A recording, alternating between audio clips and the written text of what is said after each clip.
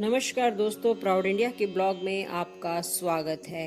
तो दोस्तों, अब तक आपने भगवान श्री कृष्ण के कई स्वरूपों के दर्शन किए होंगे, पर आज मैं आपको ऐसे श्री कृष्ण भगवान के दर्शन करवाऊंगी जिनके हाथ में घड़ी है।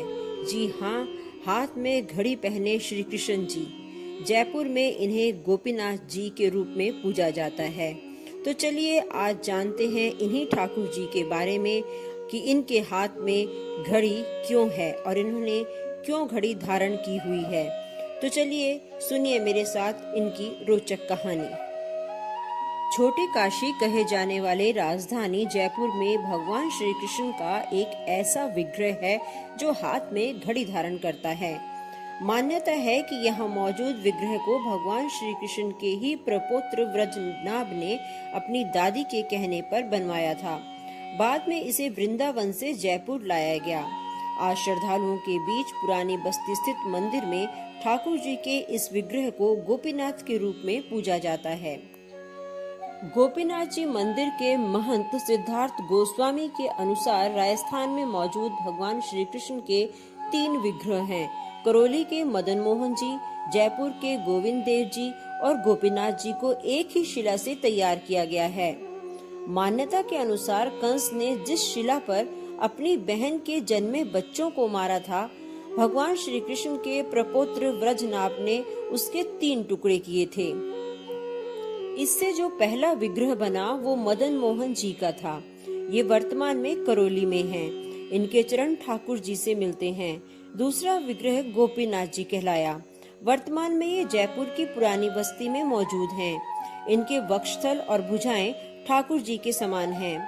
आखिरी में तीसरा विग्रह गोविंद देव जी का बना, जिनका मुख ठाकुर जी से मेल खाता है।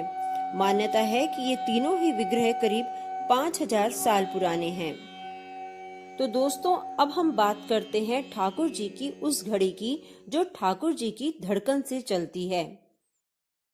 यहाँ के महंत बताते हैं कि उनके पूर्वज जब यहाँ सेवा कार्य करते थे तब एक पल्स से चलने वाली घड़ी ठाकुर जी को धारण कराई जाती थी। ये सही वक्त भी बताती थी। बताया जाता है कि आजादी से पहले यहाँ एक अंग्रेज आया था। उसका कहना था कि यदि ठाकुर जी में प्राण है तो ये घड़ी धड़कन से चलेगी। जब भगवान को घड़ी धारण कराई गई तो वे चलने लगी। काफी लंबे समय तक भगवान को ये घड़ी धारण भी कराई गई थी। हालांकि जब वो खराब हुई तो उसे सही करने के लिए एक कारीगर को दिया गया, लेकिन उसने इसे वापस नहीं दिया।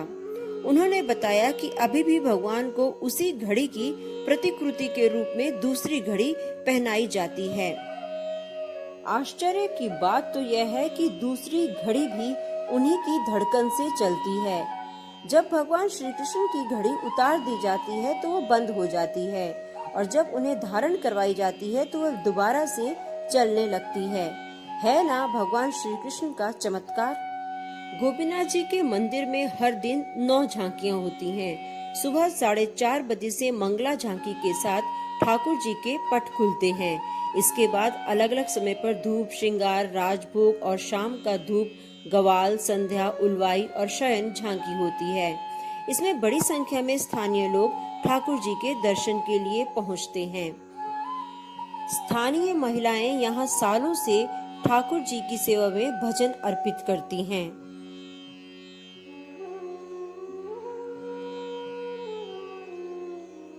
तो दोस्तों, ये थी कहानी ठाकुर जी की घड़ी की।